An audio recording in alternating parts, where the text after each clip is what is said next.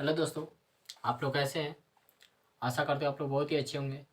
पिछले वीडियो हमने आपको समास का अर्थ, समास क्या है, समस्त पद, विग्रह, इस सब के बारे में पूरी विस्तार से चर्चा किए हुए थे। हमको पूरा उम्मीद है आपको जो भी क्लास उसमें हुआ था आपको अच्छा से समझ में आया होगा। और आज का जो मेरा टॉपिक है समास के प्रकार से आज स्टार्ट करेंगे इस क्लास को। चलिए, स्टार्ट करने से पहले जो भी नए स्टूडेंट हैं फटाफट चैनल को सब्सक्राइब करके लाइक कर दे, और जो भी पुराने स्टूडेंट हैं फटाफट लाइक कर दे। चलिए तो हम अपने टॉपिक पर आते हैं। देखिए, लिखा हुआ है समास के प्रकार। तो समास के प्रकार की बात कीजिएगा दोस्तों, तो समास के प्रकार टोटल कितना होता है आपको? समास के आप लोग काफ़ी दिनों से सुनते आ रहे होंगे 6 प्रकार है, लेकिन समास के संस्कृत आप लोग पढ़ रहे हैं ना, तो संस्कृत में 4 ही प्रकार होता है। ठीक है, इसमें आपको देख रहे होंगे, आपको तत्पुरुष समास, द्वंद्व समास, अविभाव समास, बहुब्रीहि समास आपको लिखा हुआ है। द्विगु और कर्मधारय नहीं लिखा हुआ है, तो वो भी आप पढ़िएगा। इसी के प्रकार के अंतर्गत आएगा। उत्तर पदार्थ प्रधान तत्पुरुष समास के प्रकार के उसी के अंतर्गत आप पढ़िएगा। लेकिन याद रखिएगा, संस्कृत में एग्जाम जन जाइएगा, उसमें जब भी समास के आपके से प्रकार पूछा जाए तो याद ध्यान करके मारिएगा, आप 4 मारिएगा, 6 मत मारिएगा। हिंदी में 6 प्रकार होता है संस्कृत का समास। ठीक है, तो याद ध्यान से समास के जब भी प्रकार पूछेगा तो 4 मारिएगा, किसी के बहकावे में मत पड़िएगा, उससे 6 मारिएगा। तो याद रखिएगा, संस्कृत में अगर समास के प्रकार की बात की जाए तो 4 प्रकार होता है। आपको विश्वास न हो तो आप सर्च मार के भी गूगल पर देख सकते हैं। 4 प्रकार होता है संस्कृत में। संस्कृत में कीजिएगा ना, सीधे कहिएगा समास के प्रकार तो आपको 6 दिखाएगा। संस्कृत में के हिंदी में 6 प्रकार होता है, हम जानते हैं हिंदी में 6 प्रकार होता है। देखिए, इसके पहले आप समझ लीजिए। देखिए, सबसे पहले क्या होता है समास के प्रकार? तो समास के 4 प्रकार होते हैं। इसका संस्कृत में नाम क्या है? हिंदी में तो आप लोगों को मालूम है तत्पुरुष समास होता है नहीं, और इसको संस्कृत में नाम है उत्तर पदार्थ प्रधान तत्पुरुष। क्या नाम है? उत्तर पदार्थ प्रधान तत्पुरुष। विसर्ग जहाँ रहेगा उसको ह पढ़िए। उत्तर पदार्थ प्रधान तत्पुरुष। ठीक है, अगला है दूसरा का द्वंद्व समास। क्या है द्वंद्व समास? इसका संस्कृत में नाम है उभय पदार्थ प्रधानो द्वंद्व। ठीक है, हिंदी में नाम है द्वंद्व समास। संस्कृत में नाम देखिए अविभाव समास का। अविभाव समास का संस्कृत में नाम क्या है? पूर्व पदार्थ है प्रधानो प्रधानो अव्ययी। इसको इस ऐसे वाला को संस्कृत में अ पढ़ते, अव्ययी भाव। ठीक है, पूर्व पदार्थ प्रधानो अव्ययी भाव, जिसको हम हिंदी में कहते हैं अविभाव समास। अगला है बहुव्रीहि समास, जिसको संस्कृत में अन्य अन्य पदार्थ है प्रधानो बहुव्रीहि। क्या नाम है? अन्य पदार्थ प्रधानो बहुव्रीहि। ठीक है, संस्कृत में नाम है, हिंदी में नाम है बहुव्रीहि समास। ठीक है, तो फटाफट इसका स्क्रीनशॉट लीजिए, फिर आपको हम पहला पढ़ाते हुए तत्पुरुष समास। जल्दी कीजिए इसका।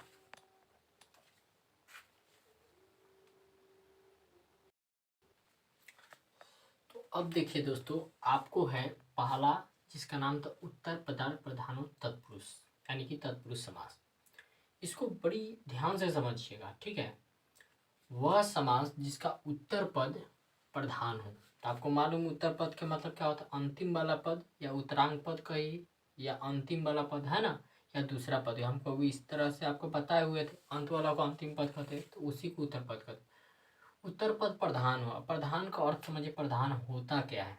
ठीक है, समस्त पद बनाते समय विभक्ति या परसर्ग, विभक्ति कहिए चाहे परसर्ग कहिए, जैसे चिन्ह होता है। जैसे आप कारक चैप्टर पढ़े होंगे तो उसमें कर्ता ने कर्म को करण से, तो ने को से का की में पढ़े हुए जो चिन्ह है उसी को हम कहते हैं विभक्ति। विभक्ति कहिए चाहे परसर्ग कहिए, यानी कि समस्त पद जब बनाइएगा, समस्त पद, ठीक है, ये समस्त पद है, बनाते समय जब समस्त पद बनाइएगा तो उसका चिन्ह विभक्ति या परसर्ग कहिए उसको, उसका चिन्ह क्या हो जाएगा? लोप हो जाएगा, माने कि खत्म हो जाएगा, उस तो खत्म हो जाएगा। तो ऐसे समास को तत्पुरुष समास कहते हैं। ठीक है, यथा यानी कि जैसे, संस्कृत में जैसे कोई यथा कहते। यहाँ पर समस्त पद है, यहाँ पर विग्रह है। यहाँ पर देखिए ग्राम गत, ठीक है, ग्राम गत, और यहाँ पर देखिए स्वर्ग गत। ठीक है, इस तरह से दोनों हम लिए हैं। इसका अर्थ यह हुआ, ग्राम गत, ग्राम माने होता है गाँव, गत माने होता है जाना। स्वर्ग माने स्वर्ग, और गत माने होता है जाना। तो यहाँ पर देखिए, यहाँ पर ग्राम और गत दो को पद, यहाँ पर स्वर्ग और गत दो को पद है नहीं। तो यहाँ पर एक चीज़ गौर कीजिए, यहाँ पर शुरू में चेंज होगा, यहाँ पर भी शुरू में चेंज है, यहाँ पर शुरू में, यहाँ पर अंत में दोनों में चेंज हुआ नहीं, दोनों में गत है और दोनों। तो बताइए हर सिचुएशन में इधर आप इसी तरह से आप रामगत यानी कि राम को गाया हुआ, ग्रामगत ग्राम को गाया हुआ है ना, नगरगत नगर को गाया हुआ, स्वर्गगत स्वर्ग को गाया हुआ, अमरगत अमर को गाया हुआ है ना, हनुमानगत हनुमान को गाया हुआ। तो कहने का मतलब है यहाँ पर गत लगाने का अर्थ को जाना। अब किसी भी सिचुएशन में गत चेंज न हो, इसका मतलब है से यह हर परिस्थिति में आपको अटल रहेगा। कहने इसका मतलब क्या हुआ, प्रधान हुआ, क्योंकि हर सिचुएशन में आप डिसीजन नहीं लेते हैं, कोई भी डिसीजन आपके पिताजी लेते हैं जो घर का मुख्य सदस्य होता है, तो वो क्या हुआ, घर के एक तरह से मुखिया के सदस्य माना जाता है। तो जो किसी भी परिस्थिति में वो अपना जगह चेंज नहीं कर पाते, ये अपना जगह गत नहीं चेंज कर रहा है, ये पहले वाला पद चेंज हो जा रहा है, ये वाला पद नहीं चेंज, इसीलिए हम इसको कहते हैं वह समाज जिसका उत्तर पद प्रधान होता है। ठीक है, तो इसमें तत्पुरुष समास से आपका उत्तर पद क्या है, प्रधान है। समझ के प्रधान क्यों होता है। ठीक है, आगे कर रहा है तथा समस्त पद बनाते समय विभक्ति में प्रसर्गों का चिन्ह लोप हो जाता है। तो जब विग्रह ही रहता है, इधर विग्रह है, आई विग्रह से जब आप समस्त पद बनाएंगे ना, तो इसका जो चिन्ह है ये क्या हो जाएगा, इधर आएगा तो आपका खत्म हो जाएगा। जैसे यहाँ पर देखिए ग्रामम, क्या लिखा हुआ है, ग्रामम गतः, ग्रामम गतः। अब जैसे आप पढ़े होंगे, हम पढ़े होंगे बालकम का रूप है ना, आपको देव का रूप, ये सब का रूप पढ़ेंगे, रामम का, गृह का, तो उसमें गृहम है ना, बालकम रामम, तो कौन कारक था बालकम रामम, तो आपको द्वितीय व्यक्ति का एक वचन था बालकम, बालकम का अर्थ था बालक को, रामम को होता राम को, श्यामम का अर्थ होगा श्याम को, गृहम का मतलब गृह को माने घर को। तो इसी तरह ये क्या हो गया, कर्म कारक का के रूप के है। तो इसका हिंदी का ग्रामम यानी कि ग्राम, अगत माने जाने यानी कि ग्राम को गया हुआ। तो यहाँ पर जब बना तो यहाँ पर म में हलंत है, उसमें हलंत है, तो यहाँ पर हलंत जो है ये चिन्ह है, विभक्ति का जो चिन्ह विभक्ति के अनुसार ही लगा हुआ है। इसका तो चिन्ह होता है को होता है, विभक्ति का जो असर इस पर पड़ा हुआ है, यहाँ पर विभक्ति का चिन्ह देखे तो लोप हो गया है कि नहीं, विसर्ग हट गया है। यहाँ पर प्रथम व्यक्ति का लगा हुआ है एक वचन जाने, तो यहाँ पर भी विसर्ग हट गया, यहाँ पर भी इसका हलंत हट गया, तो यहाँ पर चिन्ह चेंज हुआ कि, तो वही कह रहा है समस्त पद विग्रह से हम जब समस्त पद बनाते हैं तो वही कह समस्त पद बनाते से विभक्ति में प्रसव चिन्ह क्या हो जाता है, लोप हो जाता है, वही खत्म हो गया कि नहीं। तो वही चीज़ को यहाँ पर दर्शा रहा है। ठीक है, तो ऐसे समास को हम लोग तत्पुरुष समास के नाम से जाना जाता है। उसी तरह यश प्राप्त, राम प्राप्त, किसी को यश की कोई सब चीज़ माने कि जिसे पढ़ लेता है अच्छा धन से पैसा कमाने लगता है ना, तो यश के प्राप्ति का मतलब यह होता है जो व्यक्ति समाज में अच्छी तरह से इज्जत मिलने लगता है, उसका फलो देख करने लगता है, तो उससे हमको क्या यश की प्राप्ति मिलती है ना। उसके बाद है स्वराम प्राप्त, राम जैसे राम के कोई भक्ति में एकदम विलीन है तो उसको तो वो क्या हुआ, अब भक्ति में तो उसको अगर सपना अपना है तो क्या होगा, क्या होता है राम को प्राप्ति। जैसे किसी को पुस्तक की प्राप्ति होती है ना, कोई चीज़ मिलता है तो क्या होता है हमको मिला यानी कि प्राप्त हुआ है उसको, है ना। तो उसी तरह राम प्राप्त, पुस्तक प्राप्त है ना, कलम प्राप्त, बोर्ड प्राप्त, किसी को बोर्ड, किसी को मोबाइल प्राप्त, किसी को मोबाइल मिल जाता है तो क्या वो मोबाइल मिलता है, तो ये मिलना क्या होता है कि मोबाइल प्राप्त हुआ है ना। तो हर सिचुएशन में उत्तर पद में बदलाव हो रहा है नहीं, इधर आप बदलाव कर रहे लेकिन इधर आप उत्तर पद में नहीं बदलाव कर रहे हैं। तो यहाँ पर है रामपुत्र, तो उसी तरह यहाँ पर है इधर रामपुत्र, यहाँ पर देखिए यशम, यशम प्राप्त, यशम प्राप्त कर दूंगा यश, यहाँ पर बालकम है तो उसी तरह को चिन्ह छुपा हुआ विभक्ति का, तो ये चिन्ह इधर क्या है छुपा हुआ है, तो यश को प्राप्त है ना, रामम प्राप्त है राम को प्राप्त है ना। आपका यहाँ पर द्वितीय व्यक्ति का एक वचन है तो यही ना विभक्ति का असर है, डायरेक्टली कोई चिन्ह नहीं लगा हुआ। अब आप विभक्ति के अनुसार स्वरूप याद ये रूप याद जब किए होंगे तो उसके अनुसार क्या होता है आपको, विभक्ति का है द्वितीय व्यक्ति का एक वचन है तो यहाँ पर डायरेक्ट क्वेश्चन नहीं, इसका अर्थ लग रहा है तो यश, यशम प्राप्त, यश को प्राप्त है ना, रामम प्राप्त राम को प्राप्त है ना, कि राम नाम का लड़का भूल गया तो मिल गया तो क्या होगा राम प्राप्त होगा। तो यहाँ पर जो हलंत है ये क्या हो जाए म में हलंत द्वितीय व्यक्ति के अनुसार कन्वर्ट हुआ है, तो यहाँ पर जाके आपका चेंज हो जाता है, विसर्ग भी हट जाता है और ये द्वितीय व्यक्ति के अनुसार यहाँ पर हट जाता है। वही ना कर समस्त पद में, समस्त पद हम बना रहे हैं तो विग्रह से समस्त पद बना रहे हैं, तो समस्त पद में क्या हो जाए इसका विभक्ति में प्रसव का चिन्ह क्या हो जाए, चिन्ह जो है म में हलंत ये क्या हो जाए लोप हो जा रहा है ना, ये सारी चीज।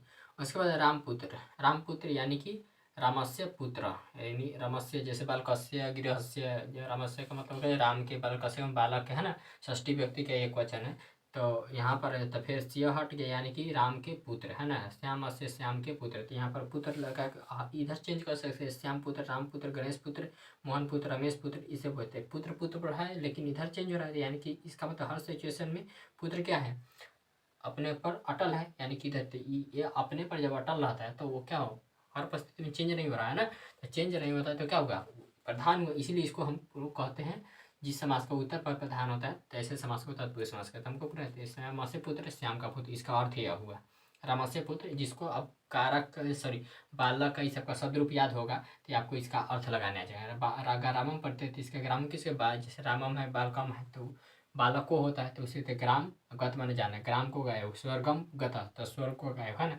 यशम प्राप्त है, यश को प्राप्त है, रामम प्राप्त है, राम को प्राप्त, रामस्य पुत्र, राम के पुत्र है ना, श्यामस्य पुत्र, श्याम के पुत्र है ना। तो उसी तरह से अब आपसे ऑब्जेक्टिव क्या पूछ देगा, कह देगा कौन ऐसा समास है जिसका उत्तर पद प्रधान होता है, तो कौन समास है, तत्पुरुष समास है। चाहे इसे पूछ देगा वो कौन ऐसा समास है जिसका दूसरा पद प्रधान होता है, इसका दूसरा पद प्रधान है कि नहीं, ही ना दूसरा अंतिम वाला पद को दूसरा पद का। फिर ऐसे पूछ देगा कौन ऐसा समास है जिसमें कारा का चिन्ह लगा रहता है, तो इसी समास में ना कारा का चिन्ह लगा हुआ देखिए, तो बालकम है, चाहे रामम है, चाहे रामम है, चाहे रामस्य है ना, ऑब्जेक्टिव ऐसे पूछ देगा। चाहे कौन ऐसा समास है जिसमें समस्त पद बनाते समय विभक्ति का चिन्ह क्या हो जाता है, लोप हो जाता है, तो कौन समास है, समस्त पद बनाते समय विभक्ति का चिन्ह क्या हो जाए, लोप हो जाता है। तो इस तरह से ऑब्जेक्टिव आपसे पूछेगा, तो ऑब्जेक्टिव आपको हम बता दिए, इसी तरह से कंप्लीट हो गया। अब इसके हम प्रकार की बात करेंगे, फटाफट इसे स्क्रीनशॉट लीजिए, ठीक है, जल्दी।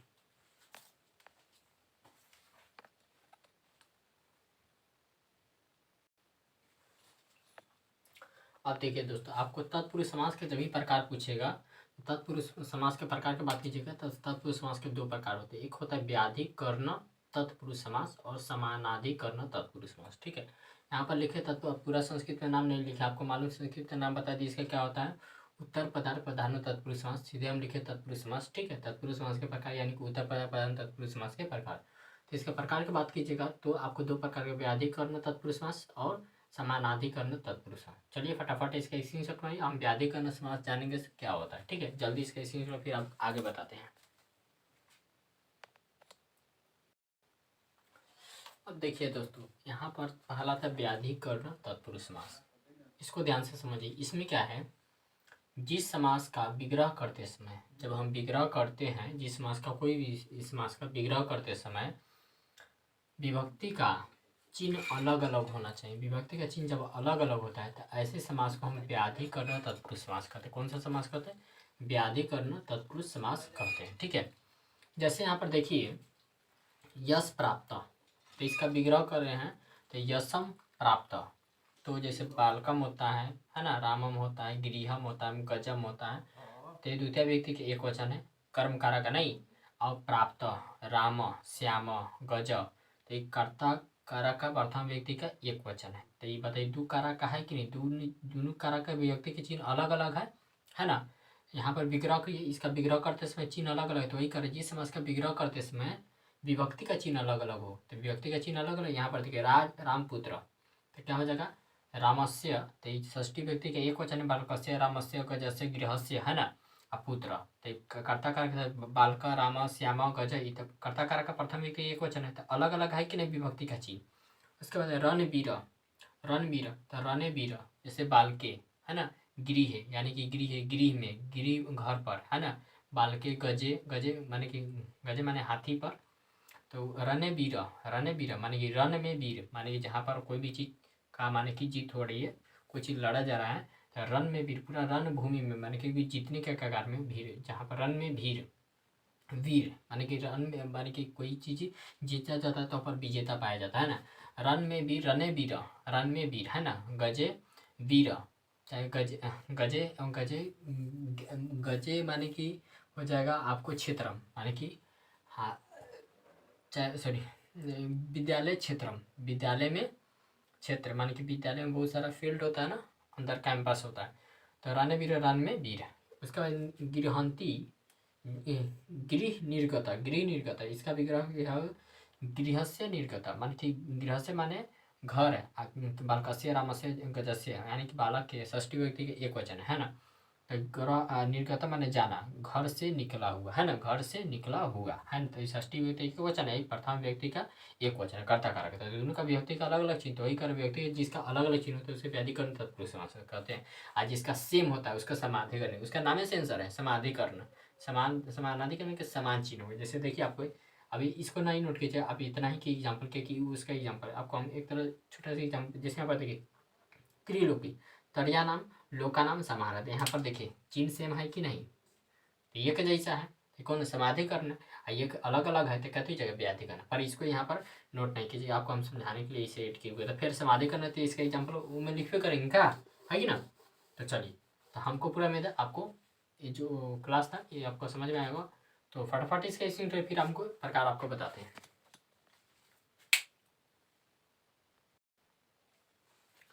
तो देखिए दोस्तों, यहाँ पर है व्याधिकरण तत्पुरुष समास की बात कीजिएगा तो कितने प्रकार होते हैं, 6 प्रकार होते हैं, ठीक है। पहला होता है द्वितीय तत्पुरुष समास, है ना, तृतीय तत्पुरुष समास, चतुर्थी तत्पुरुष समास, पंचमी तत्पुरुष समास, षष्ठी तत्पुरुष समास और सप्तमी तत्पुरुष समास, है ना। तो फटाफट इसका स्क्रीनशॉट लीजिए आप लोग, ले लिए। चलिए, तो हमको आज इतना ही तक क्लास एंड करते हैं, फिर अगले वीडियो में आपसे मिलेंगे। और हमको पूरा उम्मीद है आपको जो भी क्लास हुआ होगा समझ में तो आया ही होगा। और फिर अगले वीडियो में पूरे समास के बारे में चर्चा करेंगे, इसका दूसरा का प्रकार समाधिकरण उसके बारे में भी चर्चा करेंगे अगले क्लास में। तब तक के लिए चलिए, अगर मेरा वीडियो आपको अच्छा लगा तो इसे लाइक से सब्सक्राइब जरूर कीजिएगा। वीडियो देखने के लिए बहुत बहुत धन्यवाद।